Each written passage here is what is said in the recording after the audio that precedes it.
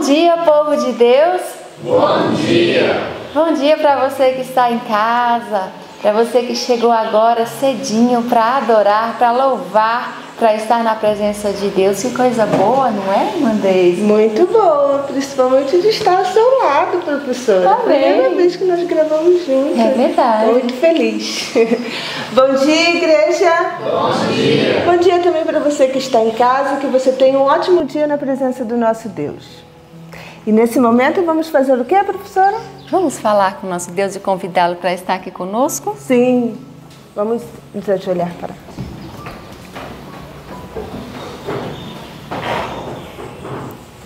oremos. Maravilhoso Deus, eterno Pai, graça te damos, Senhor, por mais um dia que o Senhor nos concedeu, Pai, de estarmos com vida para estudarmos a Tua palavra, Senhor. Obrigado, Senhor. Que o Senhor nos abençoe agora, no estudo que vamos ter. Abençoe também, Senhor, as pessoas que estão nos assistindo através do vídeo, que eles sintam, Senhor, também o Teu poder, as Tuas bênçãos, Pai, e que eles possam, Senhor, a cada dia crescer também, Senhor, em comunhão contigo, Senhor, em busca da presença do Teu Espírito Santo, Senhor. Amém. Que o Senhor nos conceda, Pai, a Tua porção do Teu Santo Espírito, Senhor, para que a nossa vida, Pai, possa ser transformada, Senhor, para que os Teus propósitos, Senhor, se cumpram na nossa vida a cada dia, Senhor. Amém. São bênçãos que eu te peço hoje, Pai, com perdão dos meus pecados, em Cristo Jesus. Amém. Amém.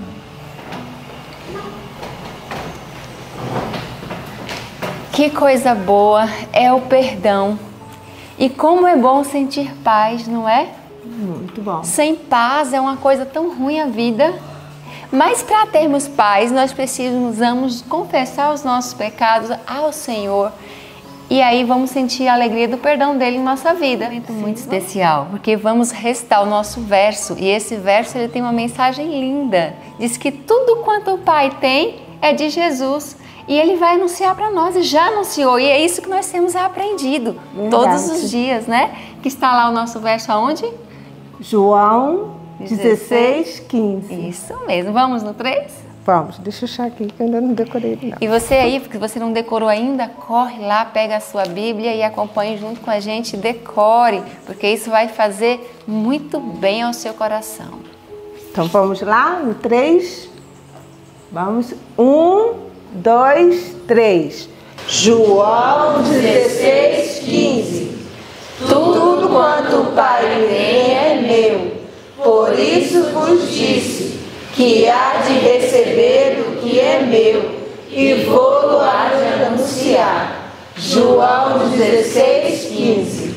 João 16:15. Tudo quanto o Pai tem é meu, por isso vos disse que há de receber do que é meu e vou-lo há de anunciar. João 16:15. João 16:15.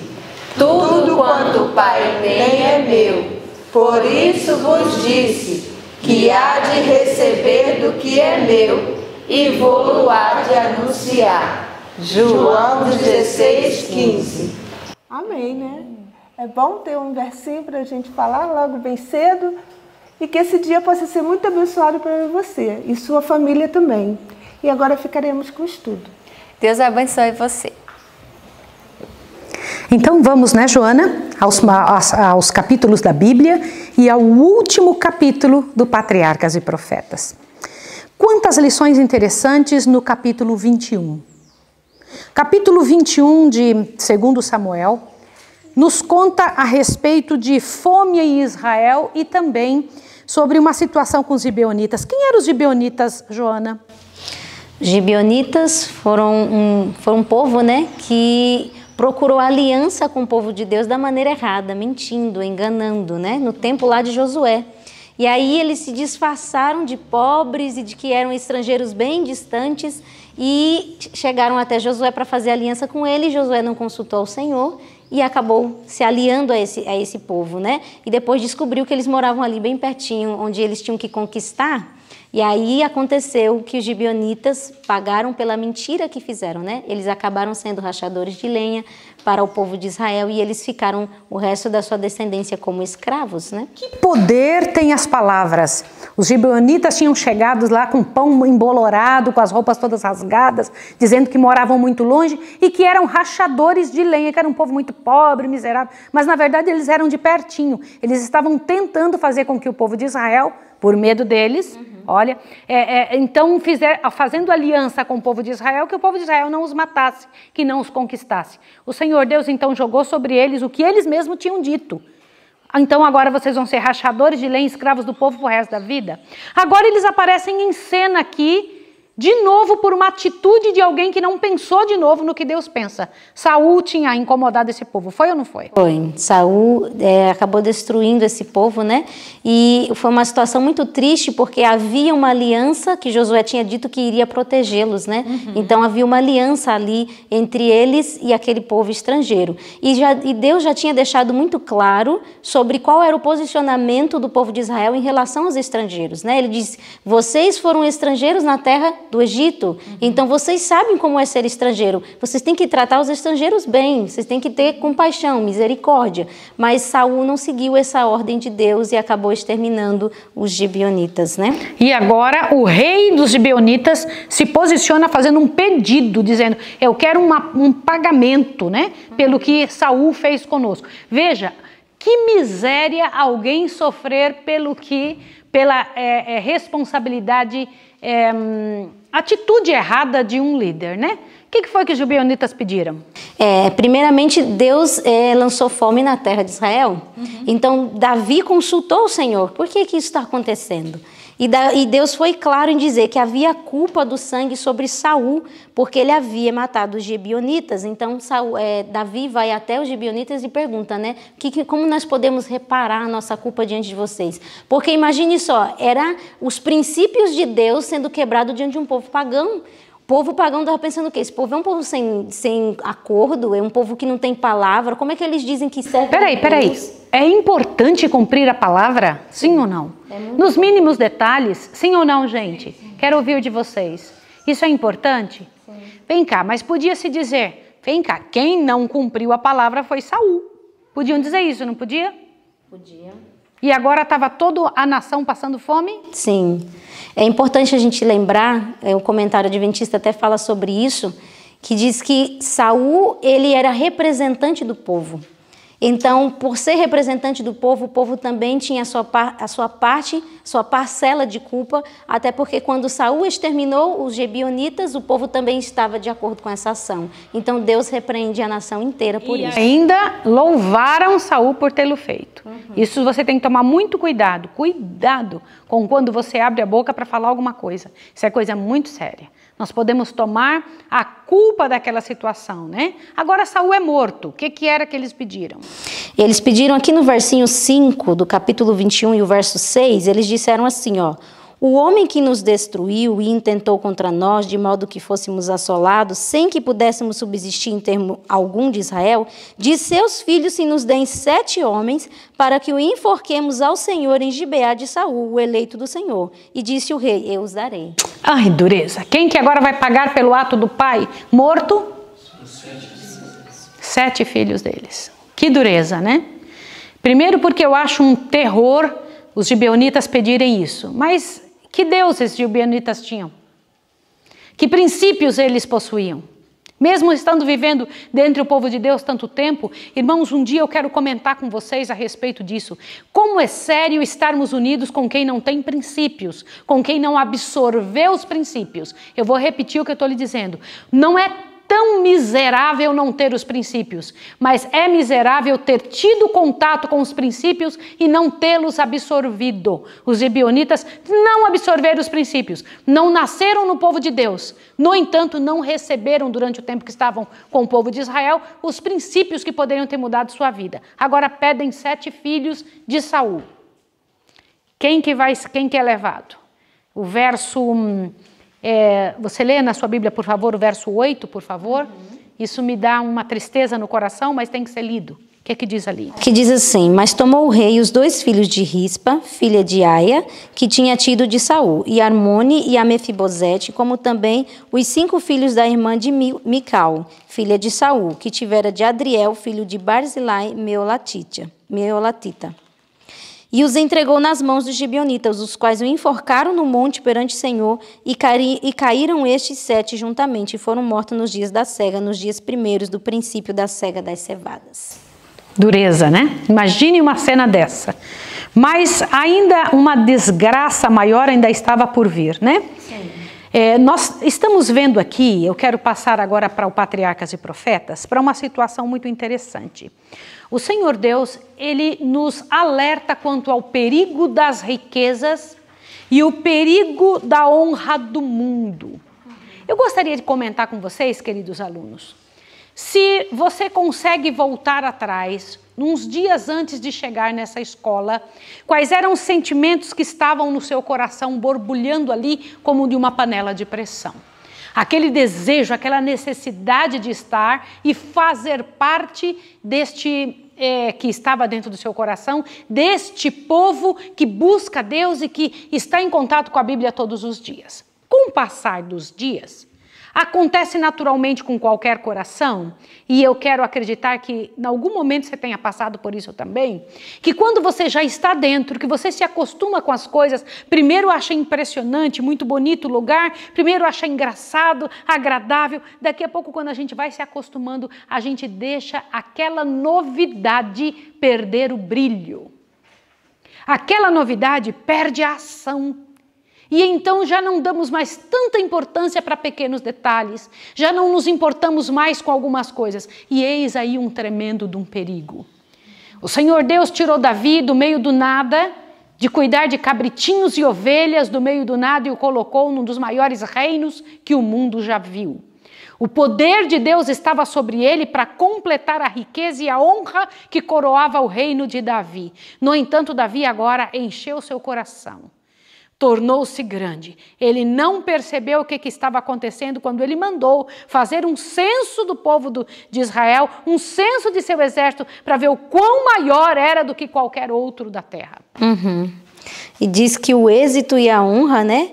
O êxito, aqui está no segundo parágrafo do capítulo 73, lá no finalzinho do segundo parágrafo. E todavia o êxito e a honra mundanos de tal maneira enfraqueceram o caráter de Davi, que ele foi repetidas vezes vencido pelo tentador. Dó. Neste mesmo parágrafo do capítulo 73 do Patriarcas e Profetas, está um parágrafo que começa: a história de Davi. Observe isso aqui, ó. A história de Davi proporciona um dos mais impressionantes testemunhos de que já foram dados quanto aos perigos que ameaçam a alma, provenientes do quê? Do poderio, das riquezas e da honra ao mundo. Deus queria que essa honra, o poderio e a riqueza não fossem nada na frente de alguém do meio do povo de Israel. Como é que é possível as coisas desse mundo, o valor deste mundo, o dinheiro desse mundo, a honra desse mundo não pegar alguém que recebe honra, poderio e dinheiro? Vou dar uma sugestão. Você quer? Sim. Quer uma dica? Como você não ser pego por essa desgraça que pegou Davi? É você começar a pensar o que realmente você tem. Raciocina de verdade. O que realmente é meu é uma casa no céu. Deus disse: estou fazendo uma casa para você. E se Ele disse, está feita. O resto tudo não me pertence. No estudo de hoje está dito, inclusive, que todas as bênçãos que Deus nos dá, tudo que existe, provém dele. Não tem absolutamente nada que seja nosso. Quando você entende isso, você não dá o valor que o mundo dá para as coisas que tem aqui. E outra, queria que você pensasse, Joana, no poder, na riqueza de ruas de ouro, palácios de marfim, a grama dourada e prateada do céu, nunca cai uma folha, um lugar extremamente limpo, onde não há hospitais, onde não há nenhuma miséria, nenhum problema, nada. Agora pense esta riqueza do céu em comparação com o homem mais rico da terra. Não é nada, sim ou não? Sim. Eu fico imaginando os seres do céu olhando para nós e dizendo, como eles são pobres. Só que nós aqui temos uma visão errada. Enxergar errado sua própria condição faz você se posicionar errado. A riqueza de Davi não estava no que ele tinha. A riqueza de Davi não estava no poderio do exército. Ele podia ter essa quantidade tremenda de homens que foram contados por Joabe. Ele poderia ter tido toda essa quantidade de carros, de apetrechos para a guerra, mas não era isso que o fazia vencer. Quem que o fazia vencer? Ele tinha o maior de todos os tesouros, que não existe nenhum preço que se consiga equalitar. No entanto, isso trouxe a ira do Senhor sobre ele. Foi ou não foi? Sim. E o Senhor Deus pediu para ele escolher 3 coisas, não foi? Sim ou não? Exatamente isso. Quais foram as 3 coisas que pediu para escolher? Ele disse, sim, ele deu a Davi a escolha de ser 7 anos de fome, ou então 3 meses sendo perseguido pelos seus inimigos, ou então 3 dias de peste. E ele respondeu que ele preferia cair na mão do Senhor. Eu também. Porque ele disse, Deus é misericordioso. Então ele preferiu os 3 dias de peste, né? E todo o povo foi assolado por conta disso e 70 mil pessoas morreram. Deixa eu fazer uma pergunta para vocês. 70 mil pessoas é muita gente? Mas vocês sabem que teria sido pior se fosse na mão das outras 2 opções? Teria sido pior, sim ou não? Sim. Teria. Pode acreditar o que eu estou lhe dizendo. Eles teriam sofrido muito mais se tivesse guerra sobre eles ou se tivesse 7 anos de fome. Teria morrido muito mais gente. Essa escolha de Davi é uma escolha que nos faz pensar que eu caia na mão do Senhor, mas que eu não caia na mão de pessoas. Quer que eu comente uma coisa com você? People change. Pessoas mudam. Ai, ai, ai, se você cair na mão de alguém que descobre o teu pecado. Ai, ai, ai, se você cair na mão de alguém que hoje é seu amigo e amanhã muda de ideia. Que miséria. E aqui no parágrafo que começa o levantamento do censo, diz assim, ó, o levantamento do censo causara descontentamento entre o povo. Todavia, eles próprios tinham acariciado os mesmos pecados que determinaram a ação de Davi. Eles também sentiam esse orgulho nacional, essa grandeza, né? Nós somos os bons, olha como nós somos. Exato. Gente, que cuidado que devemos ter de não pensar que por alguma bênção que Deus nos dá, nós somos melhores que qualquer pessoa. Gente, eu tenho pensado muito nisso. Quando um povo, achando que porque é santo é melhor do que o povo de dentro da igreja, que ainda não conhece essa verdade, que ainda não chegou a esse amadurecimento, que ainda não chegou nesse nível, que ainda não chegou nesse grau. E eu quero abrir um parêntese aqui para falar uma coisa.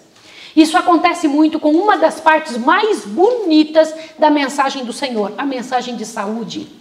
A mensagem de saúde não é só comida. A mensagem de saúde é uma série de outras situações relacionadas ao viver saudável. Quais são estas, o que está englobando a mensagem de saúde? A alimentação é um dos 8 remédios. Existe uma série de outras coisas. Mas por que isso vem tão à tona? Há uma mão de Satanás nisso. A mensagem mais bonita, que pode ser uma base linda de todo o trabalho do Senhor Deus para seu povo se tornar maduro. Satanás ataca, fazendo com que seres humanos falem dela com arrogância. Presta atenção no que eu vou te falar. Explicando esta mensagem como se eles fossem melhores e os outros piores, fazendo com que a pessoa que ouve tome uma ojeriza desse assunto. Puxa, não quero. É uma ordem de Satanás. Olhe bem, é uma instrução, é uma semente do mal lançada de Satanás sobre essa mensagem tão linda para fazer com que as pessoas que estão ouvindo digam: eu não quero um negócio desse para a minha vida. Por favor, não me chega com essa mensagem porque alguém já estragou. Olha, nem é a mensagem toda que estão falando, só um pedaço. Já estragou a mensagem toda. Compreenderam? Se sentindo melhores porque comem direito. Se sentindo melhores porque vestem direito. Se sentindo melhores porque... Olha só que coisa terrível. Esse orgulho do povo de Israel fez com que caísse sobre eles uma praga muito grande. Por isso que todo o povo também é afetado, né? Não somente Davi. E aqui continua dizendo assim como o Senhor, pelo pecado de Absalão, trouxe juízo sobre Davi, assim pelo erro de Davi, ele puniu os pecados de Israel. Sim. Um outro ponto interessante aqui que eu vejo é que o local onde seria construído o templo, lembra disso? Que local era esse? Isso aqui eu quero chamar a sua atenção. Que local era? Quem dos alunos pode me dizer? Monte Moriá. É mesmo? É. E o que mais se sabe desse local? Vai lá. Lá tinha acontecido a prova de fé. Eu queria que vocês soubessem, porque quando nós viajarmos para Jerusalém, eu queria que você, ao chegar ali, chegasse com essa mente. Aqui neste local aconteceu isto e também isto, e também isto. São situações que ficam marcadas, né, da vida destes servos de Deus, em cima de locais. Vocês sabem que quando eu chego no Rio de Janeiro, meu sentimento é diferente de quando eu chego em São Paulo. Por causa do que aconteceu ali. Meus sentimentos são diferentes do que quando eu chego na Bahia, de quando eu chego num outro país, seja onde for. Por quê? Porque ali, naquele local, aconteceram coisas que marcaram minha vida. Aqui nós estamos falando de coisas que marcaram a história de Deus. Você entende isso? Situações interessantes. E agora seria construído o templo neste lugar que Davi recebeu de graça. Foi isso?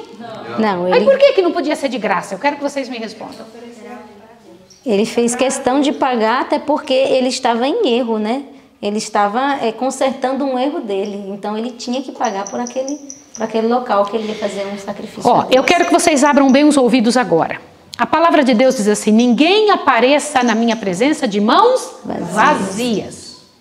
Quando a gente vem para a igreja, a gente pensa em trazer uma oferta ao Senhor? Ninguém apareça perante mim de mãos vazias. Isso eu acho muito sério. Davi tinha um princípio aqui muito interessante. Para Deus tem que haver o pagamento. É uma coisa cara, uma coisa que vale a pena. Então eu vou pagar para você sim. Um sacrifício próprio. Um sacrifício próprio.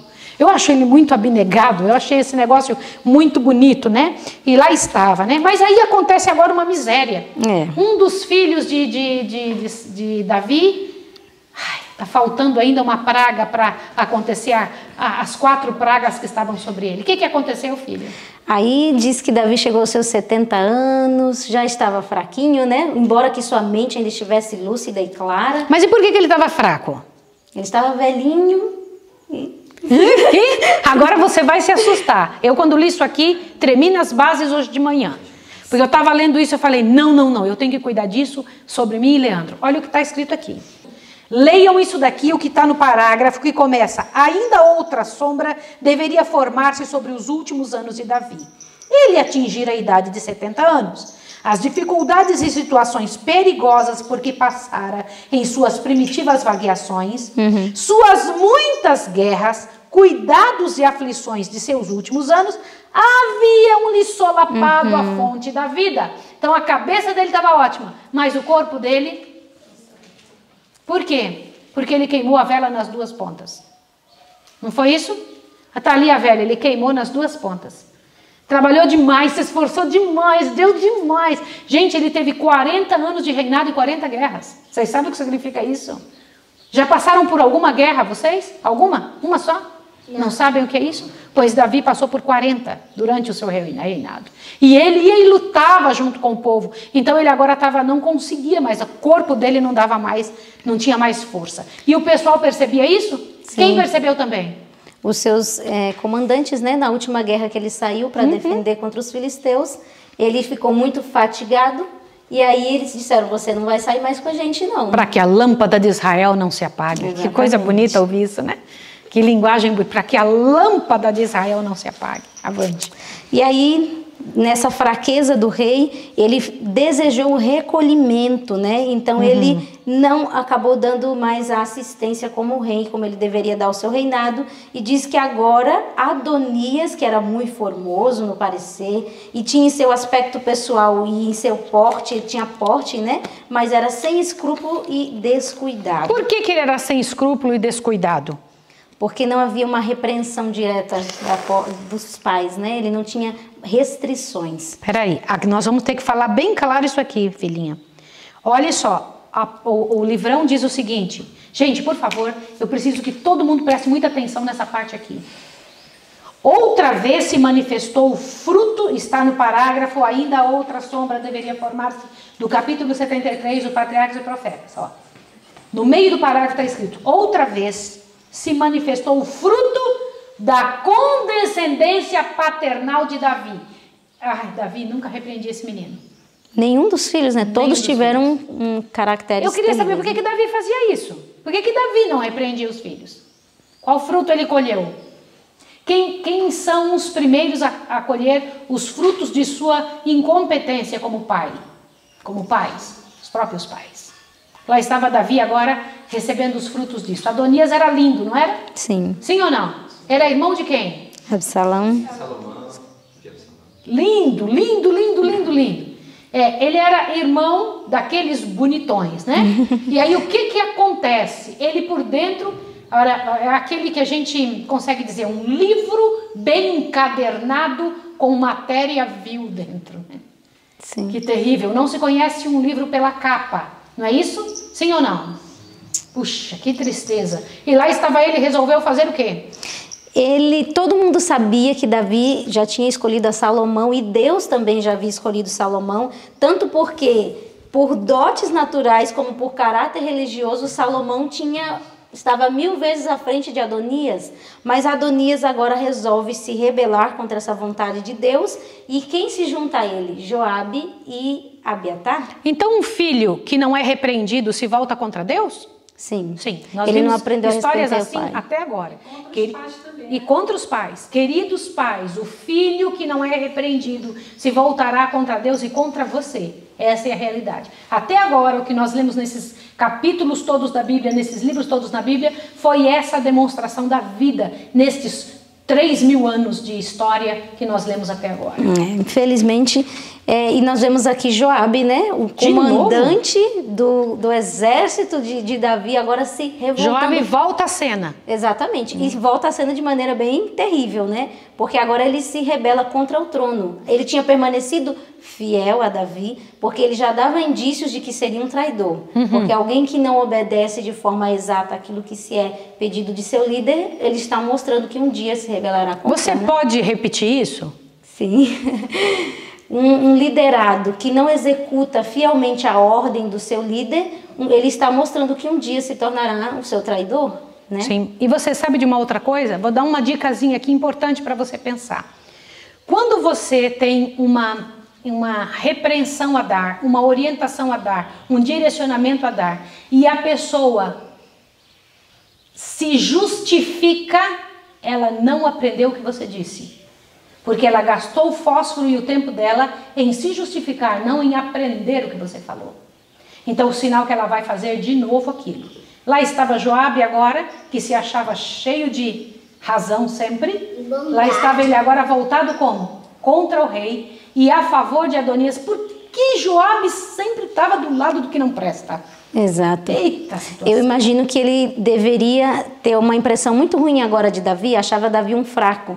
Porque nós vemos que quando ele mata Absalão e Davi fica chorando, Absalão, né? E ele fala assim, não estou entendendo você. Quer dizer, se todos nós tivéssemos morrido e Absalão tivesse vivo, para o senhor estava bom. Então ele repreende, ele tem a ousadia de chegar para o rei e repreendê-lo daquela maneira tão dura e cruel, porque ele já via em Davi fraqueza. Eu fico pensando que ele estava certo no que falou, não na maneira que falou. Sim. Vocês entenderam isso? Olha que cuidado que nós temos que ter. Ele diz que ele é o cruel Joabe. Severo, né? e cruel. Severo e cruel. Que palavra terrível, né? Para a gente poder pensar muito bem quando a gente tem que falar uma verdade de forma errada, você torna errado o que poderia ser certo, né? Então agora nós temos ali uma insurreição, uma miséria de novo da casa de Davi, que isso já estava virando uma novela. E então agora alguns morrem por causa daquilo, mas Adonias fica vivo. A morte dele ainda vai acontecer amanhã. Vocês vão ver por que razão que ele morre. Mas aí Joabe ainda permanece vivo também, né? E alguns destes atores, eu acho interessante aqui a fala que a senhora White usa. Diz que seus principais atores incorreram na pena de morte. Por que atores? Gente, guarda estas informações pequenas do que Deus está tentando dizer para nós. Se são atores, estão seguindo o script. Script de quem? Pensem. Quem é que os estava dirigindo? Vocês têm que pensar sobre isso. E então agora, Davi chama então Salomão, ou Salomão é trazido para ele. Como é que foi? A situação é que quem resolve tudo isso é justamente o sacerdote Zadok, né? O profeta Natã, e Betseba toma a posição de ir até o rei e dizer, olha, está acontecendo isso e isso no reino. Temos que resolver isso, né? Salomão que vai assumir o trono. Então, de forma rápida, Salomão é coroado rei e aí toda a rebelião, a revolta, né, cessa. Deixa eu te fazer uma pergunta, Joana. Betseba entra em cena de novo, né? Se ouve agora falar dela tomando uma posição a favor de seu filho, né? E ela entra em cena e uma coisa tremenda acontece. Ela estava com Davi ou ela foi trazida a Davi? Ela foi trazida a Davi. Por que ela não estava com o marido dela? Eu queria que vocês fossem chamados a atenção sobre isso. O que aconteceu no final da vida de Davi? Davi se tornou agora um homem fraco e velho. Isso não era porque ele era fraco e velho, já não podia mais cumprir seus votos matrimoniais, etc. Não era isso não. Lembra que a cabeça de Davi estava ótima, sim ou não? Ele podia ter quem ele quisesse ali junto dele, sim ou não? Mas a mulher não estava. Tá? E ela veio e trouxe Salomão. Amanhã eu vou me ater mais a este detalhe de Betseba. Mas Salomão é trazido e ele recebe uma orientação muito bonita de Davi. Essa orientação que ele recebe que sirva para nós. Para que ele tivesse êxito, ele tinha que cumprir alguma coisa. O que é que Deus pedia que fosse cumprido? Antes, porém, eu quero comentar um detalhe com vocês. Aí no capítulo 73, no parágrafo que começa, de novo Davi apelou para a congregação. Salomão, meu filho, a quem só Deus escolheu. Vocês viram este só? Olhe, a quem só Deus escolheu. O que ele está querendo dizer diante de toda a congregação? Este homem, Salomão que eu estou trazendo, não fui eu que escolhi, nem foram vocês. Quem foi que escolheu? Deus. Foi Deus. E ele então dá umas orientações a Davi, a Salomão, que eu acho assim interessante. E amanhã eu vou me ater à segunda, foram duas orientações. A primeira relacionada ao céu e a segunda relacionada à terra. Uma é vertical e a outra horizontal. Qual foi a vertical? Por favor, no parágrafo que começa, vendo que seu fim estava próximo, olha lá, acharam? Do Patriarcas e Profetas, capítulo 73, vendo que seu fim estava próximo, ali no meio do parágrafo diz assim, a segurança divina era, teu filho Salomão, ele edificará minha casa e os meus átrios, porque eu o escolhi para filho, e eu lhe serei por pai. E estabelecerei o meu reino para sempre, se preservarem e cumprir os meus mandamentos, os meus juízos, como até hoje. Agora, pois, disse Davi, perante os olhos de todo Israel, a congregação do Senhor, e perante os ouvidos do nosso Deus, guardai e buscai o quê? Todos os mandamentos do Senhor vosso Deus, para que possuais esta boa terra e a façais herdar aos vossos filhos depois de vós para sempre. Deixa eu comentar uma coisa com vocês. A grande razão para a vitória de Salomão, o próximo que viria, seria guardar fielmente os mandamentos de Deus. Tá claro para vocês? E isso nós temos que pensar. Isso é muito claro. E aí Davi, depois que toma essa atitude, tem o cuidado de deixar pago todas as coisas que vão ser usadas no templo. E uma parte ele usa de que dinheiro mesmo? Eu achei isso tão interessante. Sim. Que ele sabia que ia morrer.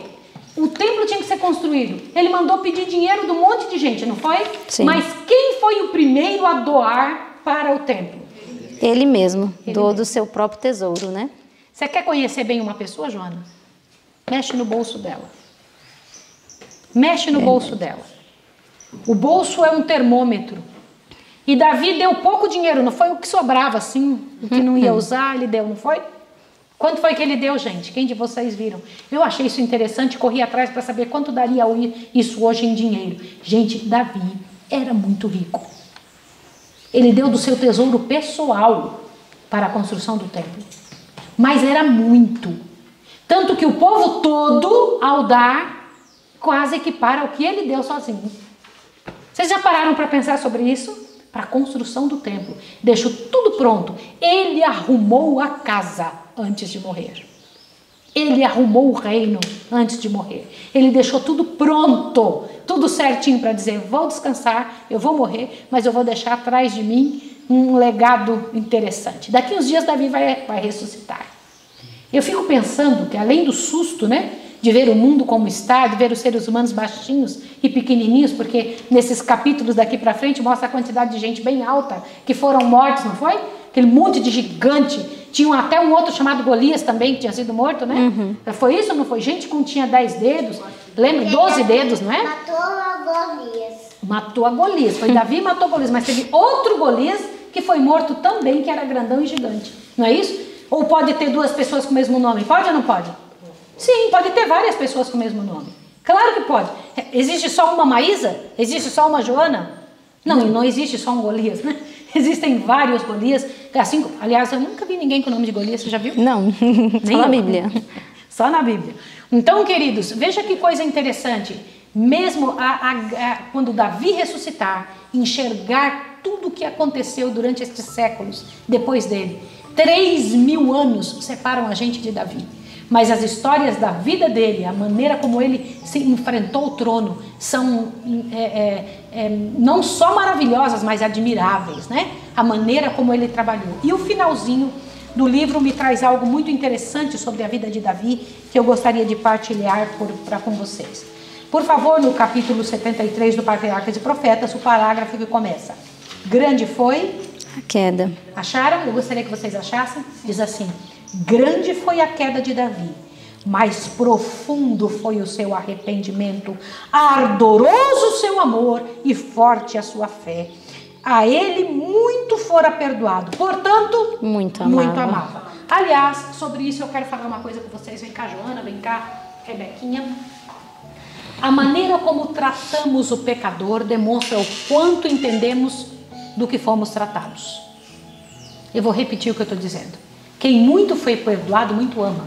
Sim ou não? Sim. Agora, Davi, diante desta frase que está lá no Novo Testamento, né, essa partezinha no Novo Testamento, me mostra que Davi era um homem que amava muito o pecador. Tinha muita misericórdia com o pecador. A pessoa que tem misericórdia com o pecador é porque entendeu que recebeu misericórdia também.